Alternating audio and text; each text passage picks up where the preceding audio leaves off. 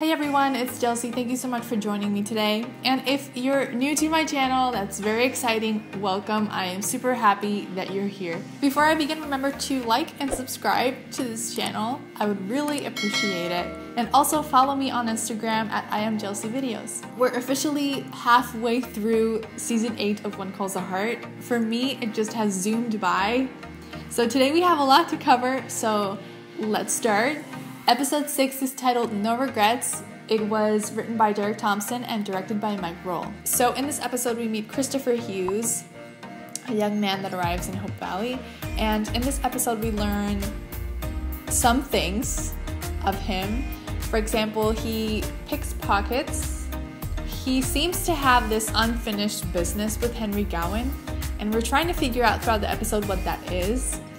And it turns out Christopher Hughes is actually Henry Gowan's son. I was like, I kind of had this hunch, but that just confirmed it. Also, Christopher spends some of his time during this episode eyeing Rachel Tom. So they're both like interested in each other.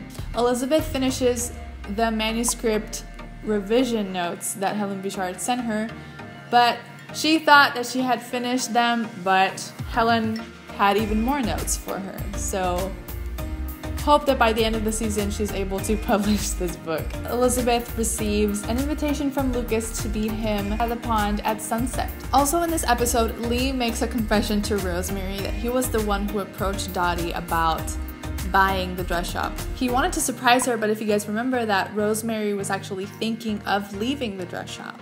So in this moment, she's cutting vegetables and she just suddenly starts quickly cutting those vegetables. And I was like, wow, that's like a huge ability. So he had the good intention of buying the dress shop for Rosemary and to have Rosemary be her own boss. But then he realized she wouldn't want to buy herself into the role of being the boss. She would want to earn it. Rosemary is now in search of finding what's next to come for her.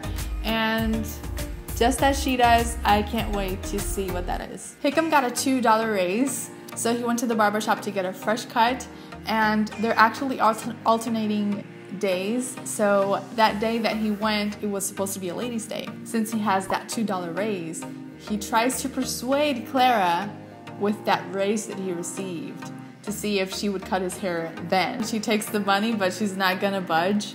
So then at the end, she actually gives Hickam the money back and asks him to come the day that he's supposed to. Ned is not feeling very well. He's not been feeling well these past few episodes. So Florence gets him a remedy and she just lets him know that she cares for him. And they have this moment again. They've been having these moments throughout the episodes.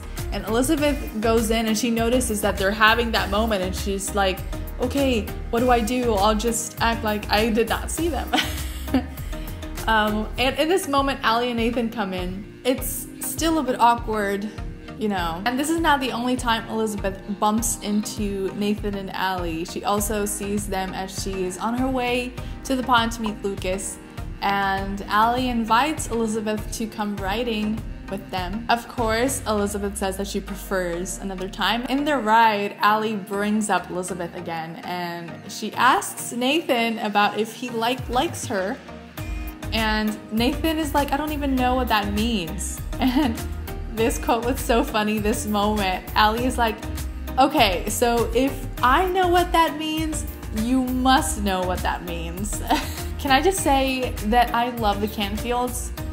Right now, they're trying to figure out things, especially, you know, with their kids and school, a new home, but they bring this other level of comfort to the show. Joseph is a man of faith, which, by the way, I love that they're including this aspect more directly. I mean, it's always been there because it's a core part of the show right from the beginning, but it's nice to see some light shed to that again.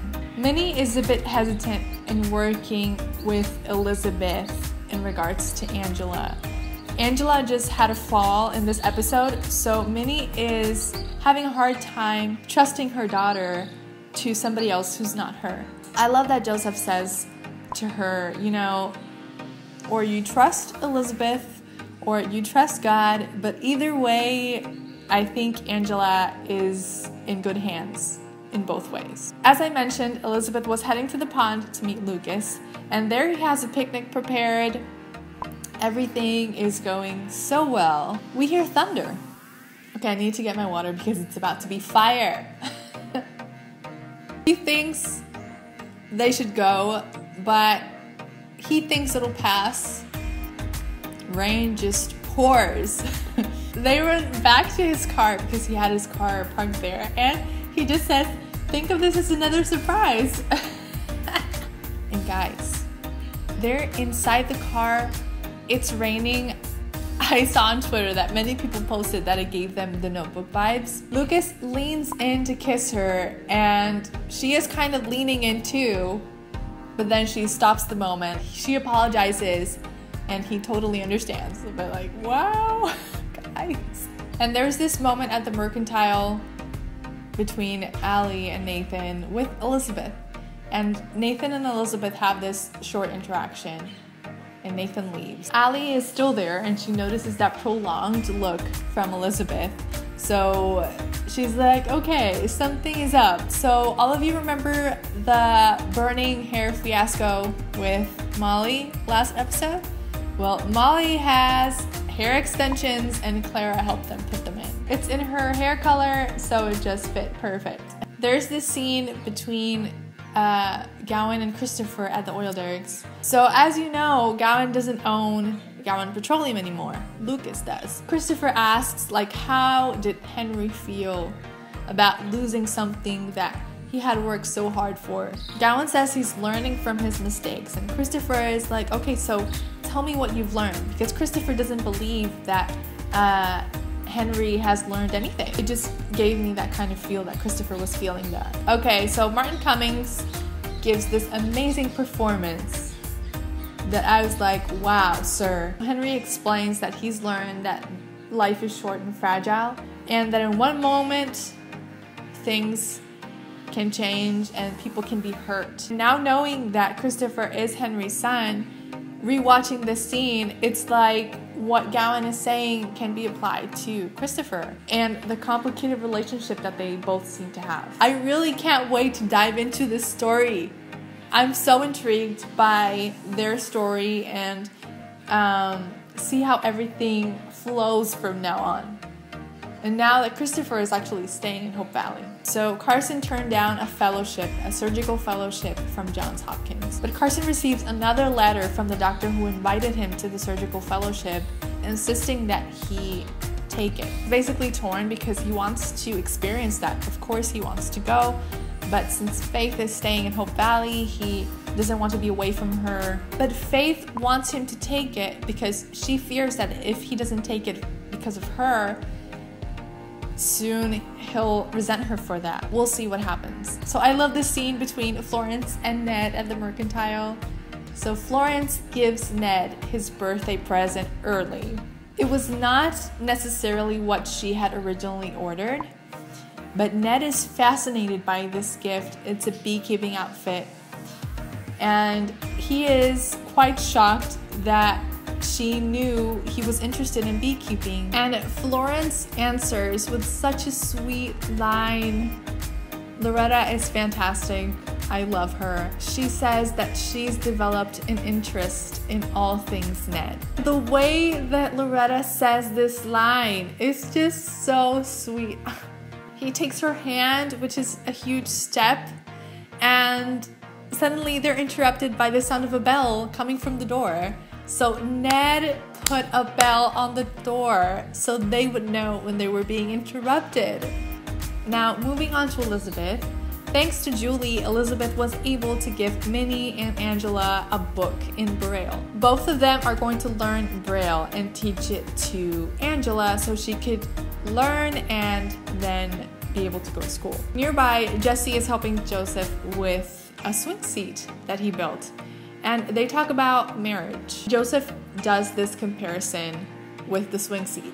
He says that marriage, it should have two legs, in this case Jesse and Clara, and that it should have a cross beam on top that holds them together. For different people it could mean different things, but for him that crossbeam means God. That if people would bring God with them and not just leave him at the altar when they get married, he would hold them up. Joseph is just handing out wisdom gems.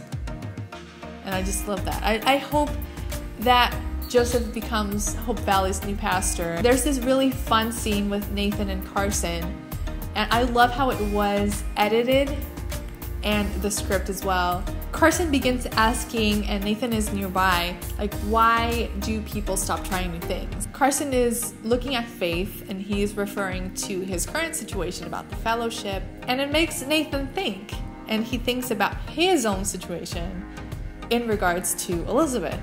And he asks, why do we give up when things don't go our way the first time? Looking at Elizabeth. The camera cuts quickly through both men, and then at the end both of them say, I'm not giving up. So by this, it could mean that Carson is considering taking the fellowship and not give up on his dream. And with Nathan, that he won't give up regarding Elizabeth. Then this episode ends on a cliffhanger. Ned tries on the beekeeping outfit. He is fascinated by it, but he still is not feeling very well. So he basically faints from the top of the stairs at the Mercantile and just falls to the street. Carson and a lot of people just run towards Ned and try to help him. And now we have to wait and see what this means and what's going to happen. So thank you everyone for watching this video. Let me know in the comments if you watched episode 6 and if you liked a specific scene from this episode. So see you guys on my next video. Have a great week. Bye. God bless.